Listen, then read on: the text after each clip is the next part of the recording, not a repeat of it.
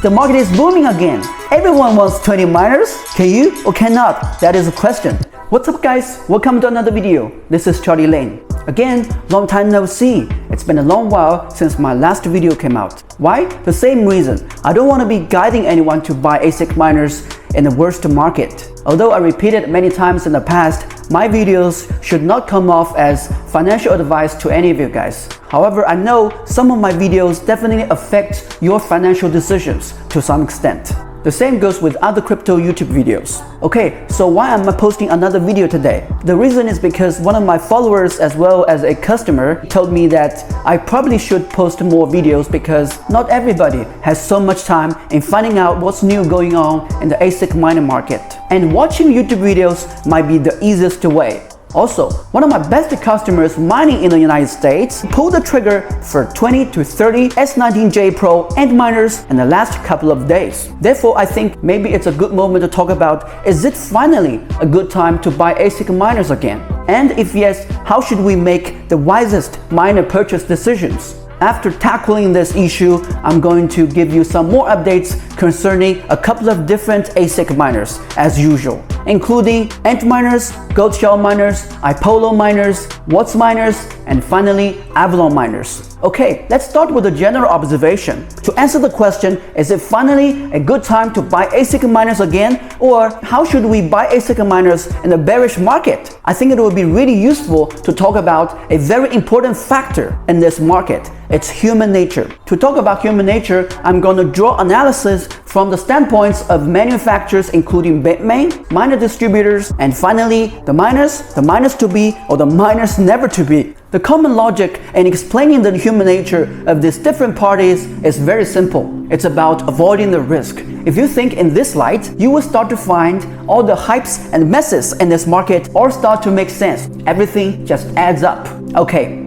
For the manufacturer, it's very simple. In order to minimize the risk, they sell futures. It seems Bitmain is not so much interested in selling all the miners to the end consumers, because if yes, they could have sold their antminers to everybody like Apple does with their Apple stores. Why not? Why are they so much interested in selling the futures? Because to set the futures in a certain price is the best way for them to minimize the risk. No one can predict the value of the Bitcoin so accurately in the path to 1 year to come or 2 years to come. That's the reason why Bitmain always gives so many business customers so many options for futures. They want the miner distributors to pay 50% for a big order up front, 1 year or 2 years in advance. That's too much risk. No one can predict the future, not even Bitmain. Bitmain is not started by Satoshi Nakamoto, or maybe even Satoshi doesn't know the future value that accurately. Bitmain decides to share their risk with the miner distributors instead of end consumers like you. It's very unlikely for each and every miner in the world to reach an agreement with Bitmain on deciding the future of their ASIC miners. So as a result, it's those miner distributors that are taking the biggest risk in this entire game. And we probably cannot blame Bitmain for selling the futures because it all makes sense. The reason why I try to analyze from the standpoint of the manufacturer is because when I go to complain to the ASIC miner distributors, they complain to me that Bitmain sells futures. So it seems it's nobody's fault. Okay, let's talk about human nature from the standpoint of the miner distributor. For the ASIC miner distributors, to buy the futures is probably the best or the only way to play this game, because this is the only way they can buy the ASIC miners at a much cheaper price than the spot orders in the market. But to do that, they have to run the biggest risk. So they did it. Because they run so much risk, they want to get great rewards. That's the reason they have to add the price to a level higher than the original manufacturer's prices. And the price is not set high in one day. It is upping and upping on daily basis. Okay, so that's what ASIC miner distributors do in a bullish market. What do they do in a bearish market like today? Again, it's their human nature to avoid more risk. In a bearish market, they want to avoid the risk of losing too much.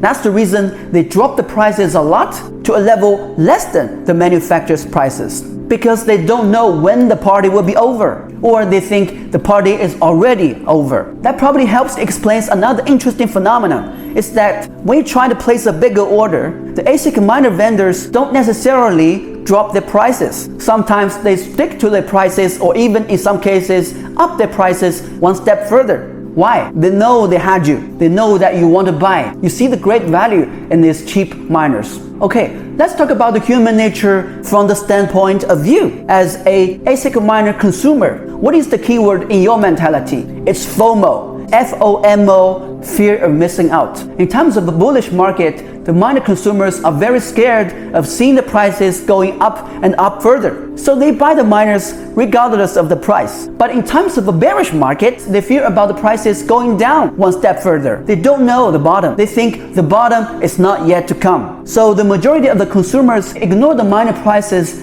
however low they are. They just keep waiting and never buy. Okay, enough talking about the quasi-philosophical type of talk about the human nature. Let's talk about what should we do.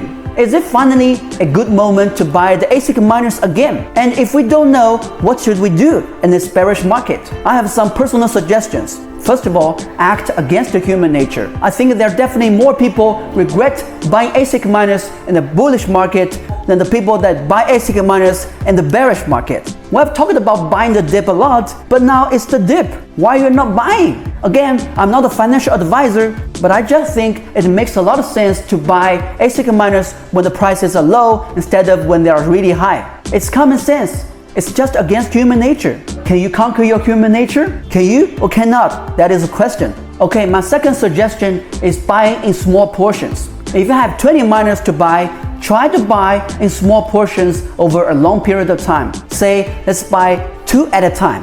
Because once the ASIC miner distributor finds out that you have 20 miners to buy in one go, they know they have you. They don't want to drop their price. They will hold the price unless you keep waiting. But in case you really want to buy 20 or 30 miners or a lot more miners in one go, what should you do?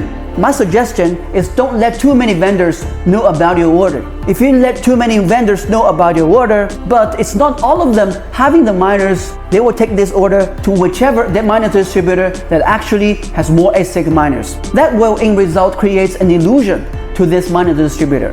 They will think, oh, the market is booming again. Everyone wants 20 miners. It seems I can sell 100 or 200 ASIC miners at the same time. I need to up my prices. So hide your big orders if you can. Let the least number of ASIC miner distributors know about your order. Then you're good to go. My distributor friends always told me the prices never goes up when you're buying 1 or 2 miners. It's possible to go up when you're buying 20 because it's a sign of a good market. Okay, my last suggestion is in times of bullish market, try to buy originally from manufacturers because their prices are the best. But like today, in the times of a bearish market, try to buy from those miner distributors, those dealers that pre-ordered too many ASIC miners in the past because they have to sell at a loss. Please definitely note the ASIC miner manufacturers always make money in both bullish market and bearish market.